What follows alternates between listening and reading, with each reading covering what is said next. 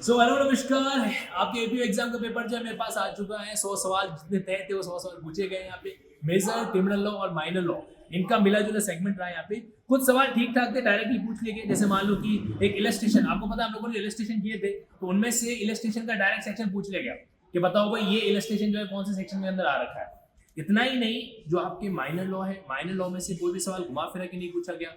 अब कुछ सवाल है सीआरपीसी के, बताओ proceeding under section 258 CrPC can be stopped bye magistrate. तो 258 में जो प्रोसीडिंग मजिस्ट्रेट स्टॉप कर सकता है, कब है जो कर सकता है, तो ये उन्होंने सिचुएशन यहाँ पे पूछ लिया आपकी सीआरपीसी का।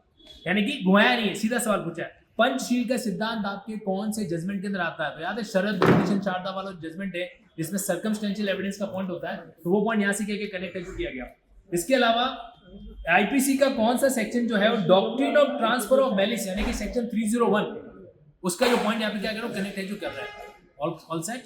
चलिए इसके अलावा बात करें तो इन्होंने पूछा कि स्पेशल पब्लिक प्रोसिक्यूटर है, अगर उसके लिए कितना एक्सपीरियंस चाहिए होता है? 10 साल चाहिए। 10 साल भैया 10 साल का एक सीधा सा सवाल यहाँ पे पूछ लिया गया। इसके अलावा जुवेनाइल जस्टिस एक्ट, तो board pass an order that there is a need for trial of the child as an adult. तो बोर्ड ने ऑर्डर पास किया कि उसको एडल्ट की तरह ट्रायल करना है, तो क्या करेंगे, उसको ट्रांसफर करेंगे। कहां पे ट्रांसफर करने वाले? Session CJM district children court या question not attempted, children court को भेज देंगे यहाँ पे, ठीक है। और जनरली जो है चिल्ड्रन कोर्ट नहीं होता है तो सेशन को जिसको डेजिग्नेशन दे रखा है चिल्ड्रन कोर्ट को यहाँ पे क्या किया था, भेजा जाता है। सीधा सवाल यहाँ पे पूछा गया।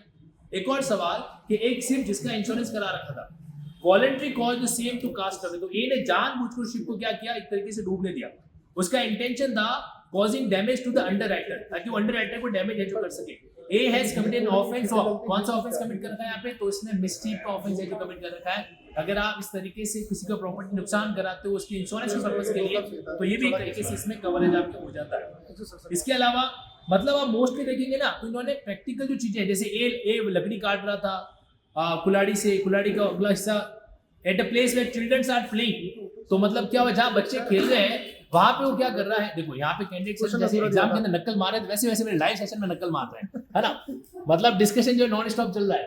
आप बताओ भाई, ये लकड़ी काट रहा था, ठीक है, जहाँ बच्चे खेल रहे थे, लापरवाही है, गलत बात है। मतलब प्रिकॉशन नहीं रखा गया, सेक्शन 80 का बेनिफिट नहीं मिलेगा और नहीं मिलेगा तो अपराध की श्रेणी। अब सवाल क्या पूछ रहा है, इसने अपराध किया है क्या? बिल्कुल अपराध के कर्तव्य homicide not amounting to murder, यहाँ पर तो ये पॉइंट यहाँ से कनेक्ट है जो हो जाता है। चलो एक आधा सवाल और नहीं पूछूंगा मैं, और पूछूंगा।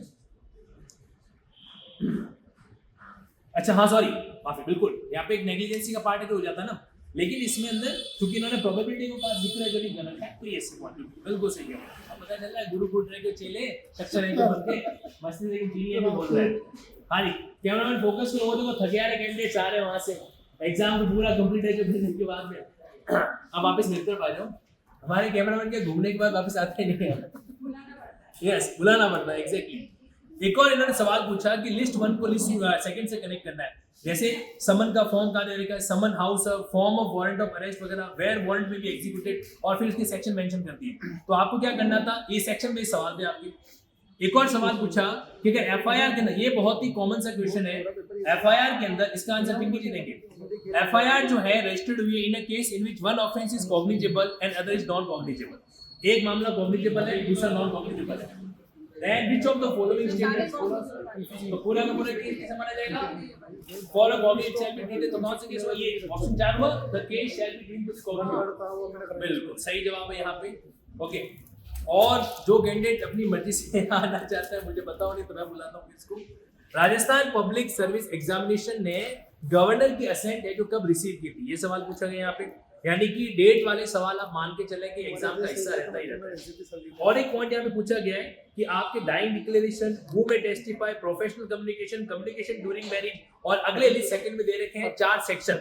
तो यानी कि सेक्शन से उस चीज को मैच करना, तो कहीं कहीं है ना, मतलब सेक्शन बेस्ड सवालों का क्राइटेरिया हम कह सकते हैं काफी रहा है ना।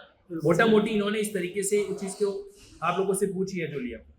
इन which right to private defence of body extend to causing death. अब आप आइए सर, एक छोटा सवाल डिस्कस करें, या तो गलत करेंगे या सही करेंगे। तो प्राइवेट डिफेंस जो बॉडी का होता है उसमें अपन सामने वाले की मृत्यु दर्ज कर सकते हैं। 4 विकल्प है आपके पास, सेक्सुअल हरेसमेंट किस समय, throwing acid to cause hurt, criminal intimidation, rape, question not attempted. बलात्संग, रेप वाला मामला, कि अगर ऐसा मामला होता है तो उस केस में क्या सामने वाले को फिर आप प्राइवेट डिफेंस में डेथ कर, बिल्कुल सही जवाब।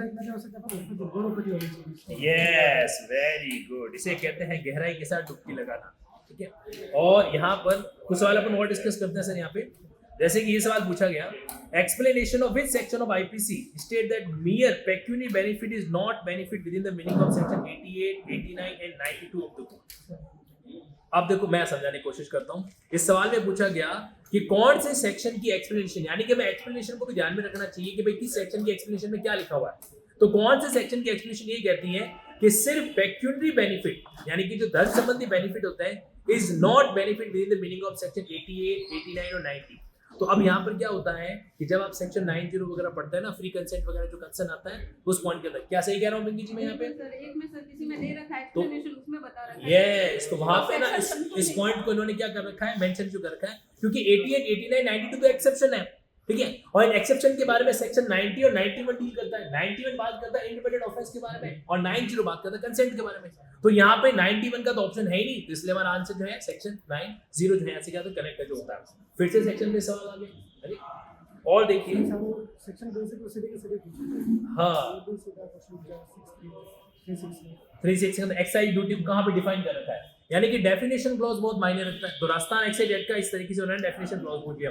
अब थोड़ा लैंग्वेज की ओर चलते हैं, लैंग्वेज के अंदर क्या सीन रहा, किस तरीके से रहा, लैंग्वेज टफ था, थोड़ी हाँ एक और शूरवीर आ रहा है ये रहा। तो यहाँ पर अपन देखते हैं, बाकी क्वेश्चन तो ठीक है थे, जैसे कि संधि विच्छेद किस विकल्प में सही संधि विच्छेद नहीं है ना। रेफरेंस शब्द का हिंदी में परिभाषित रूप क्या? अब देखो ना, ये जो इंग्लिश मीडियम के स्टूडेंट होते हैं ना, हम हिंदी नहीं पढ़ेगा, हम अंग्रेज से आया है, उनके साथ यहाँ पे बैंड बजती है। क्यों? अब रेफरेंस शब्द हमारे सिविल प्रोसीजर कोड के सेक्शन 115 के अंदर इतना ही, सेक्शन 395 सीआरपीसी के अंदर मेंशन कर रखा है। रेफरेंस का मतलब होता है निर्देशन। अब इन्होंने क्या कहा, रेफरेंस शब्द का हिंदी पारिभाषिक रूप नहीं है। तो रेफर करना संदर्भ करना भी होता है, रेफर करना निर्देश करना भी होता है, हवाला देना भी होता है, परामर्श करना भी होता है।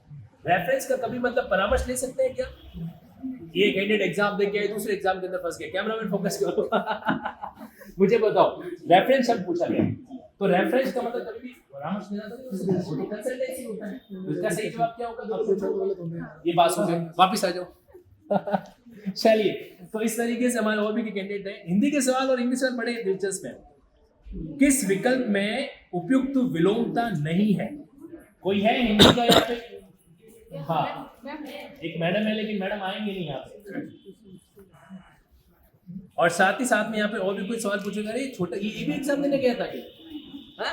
ये देखो भाई, फोकस करो आप। उड़न दस्ते में सर, हाँ उड़न दस्ते में, ये फ्लाइंग के अंदर नंबर थे। उड़न दस्ते में। चलिए, इसके अलावा पॉलीग्लॉट का मतलब है जो क्या होता है, ठीक, ये सवाल आपके सामने आ गया। AND का प्रयोग आ गया। मतलब ओवरऑल जो है ना पेपर ठीक है, और सेक्शन बेस्ड चीजों का बोलबाला कंपैरेटिवली ज्यादा रहा। सीआरपीसी का section 262 in case of conviction the maximum term of imprisonment. तो जब आप ये समरी ट्रायल वगैरह करते हो तो मैक्सिमम 3 महीने से ज्यादा कर ही नहीं सकते। ये सवाल यहाँ पे पूछ लिया गया। इनमें से कौन जो है does not come within the purview of the court? इनमें से हम किसको कोर्ट नहीं मानेंगे? Magistrate, arbitrator, person legally authorised to take evidence या जज। तो आर्बिट्रेटर को जज की परिभाषा से बाहर रखा गया। तो ये सवाल आपके सामने यहाँ पे रखा गया। अपार्ट फ्रॉम दिस देखा जाए तो सेक्शन ये डाइंग डिक्लेरेशन, इनको क्या करना, एक तरीके से कन्फाइन है जो करना। मतलब पेपर जो है डूएबल, 2 घंटे के अंदर जो है, अगर किसी कैंडिडेट ने सामान्य स्टडी, ज्यादा डीप स्टडी भी नहीं कह रहा हूं मैं, सामान्य स्टडी भी कर रखा है, तो भी वहां पर जो है चीजों को क्या कर सकता है, मैनेज जो किया जा सकता है। अच्छा, इलस्ट्रेशन हम लोगों ने कोशिश किया था कि एग्जाम से 2-3 दिन पहले जो मेजर लॉ के इलस्ट्रेशन उसको डील किया जाए। अच्छा एक बात बताओ, माइनर लॉ का इलस्ट्रेशन एक भी आया? माइनर लॉ के इलस्ट्रेशन नहीं आया, सीधे सेक्शन पूछो, और सीधा क्या सेक्शन बेस होता है। ये बात आपको समझनी है। माइनर लॉ के अंदर ना हमें क्या करना होता है, सीधा टू द पॉइंट चीजों को ऑब्जर्व करना होता है। मेजर लॉ के अंदर एक भी इलस्ट्रेशन को जो नहीं छोड़ना। अब जैसे एक इलस्ट्रेशन दिया कि ए ने बी को क्या किया, डरा धमका के डिसऑनेस्टली इंड्यूस के ब्लैंक पेपर पे बी से क्या करा दी, साइन एजो करवा दिया, और वो पेपर क्या कर दिया, ए को एजो दे दिया। ठीक है, डरा धमका के इस तरीके से उसने क्या किया, ये चीज कर दिया। तो इसने कौन सा अपराध किया यहाँ पे? Forgery, cheating, robbery, extortion. ये हो जाता है एक्सटोर्शन के अंदर, क्योंकि जब आप फॉर्जरी करते हो उसमें फियर का कोई रोल नहीं है। आपने जैसे फियर इस्तेमाल किया वो किस में चला जाता है, एक्सटोर्शन में चला जाता है। तो ये था ओवरऑल यहाँ का मतलब पेपर, और मैं इतना कहूँगा कि मतलब पेपर ठीक है, अच्छा पेपर है, और कट ऑफ जो है वो सामान्यता से थोड़ा इतना पहला एवरेज रहा है उससे भी एक्स्ट्रा ही जानी चाहिए, ऐसा अनुमान है। बाकी आप लोग मुझे कमेंट कर बताओ ओवरऑल आपका कैसा पेपर रहा, ओके। और फिर अपन एक आंसर को डील जो करेंगे। आज अजमेर के अंदर हम लोग हैं, है ना, और यहाँ पर जितने भी कैंडिडेट अप्रोक्सली आप सबको जान के खुशी होगी कि आपके लिंक्डइन ट्रस्ट के माध्यम से अप्रोक्सली 200 से 250 कैंडिडेट जो है वो तीनों अलग अलग होटल्स वगैरह के अंदर जो है रात को रुक पाए थे, और शायद ये इस हमारे जीवन का बड़ा सौभाग्य होगा, क्योंकि जो हम लोग स्टूडेंट जो है वो एक तरीके से मिलना रहा, है ना। रात को ये तक थोड़ी कमियां भी रही होगी, लेकिन शिकायत किसी ने नहीं की, इसका मतलब सारा मामला यहाँ पे परफेक्ट है जो रहा। खैर आप लोग मुझे जरूर बताना इस पेपर के बारे में आपकी क्या राय है, और लिंकिंग टेस्ट का ये जो प्रयास रहा है ये आपके दिल को कितना छुआ है, और क्या आपको नहीं लगता कि कहीं न कहीं हर संस्थान को थोड़ा सा प्रयास यथासंभव हो सके।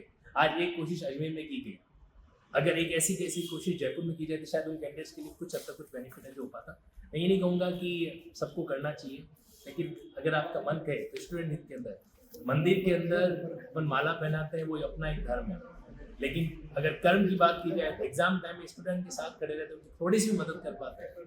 और ये बात मैं इसलिए कह पा रहा हूँ कि मैंने भी स्टूडेंट के उस रंग रूप को ऑब्जर्व कर रखा है। आज मन का दर्द आपको ये भी कहना चाहता हूँ कि कल नाइट के अंदर मेरे फादर साहब का एक्सीडेंट हो गया था बालूपुरा के अंदर। जब परिवार से बात हुई, फैमिली ने ये कहा कि जिम्मेदारी ली है उसको पूरा करके आओ। उसके बाद शाम को यहाँ पे बस इतना ही होगा, हमारे पिताजी के लिए दुआएं करना ताकि उनका भी स्वास्थ्य ठीक रहे। Love you all.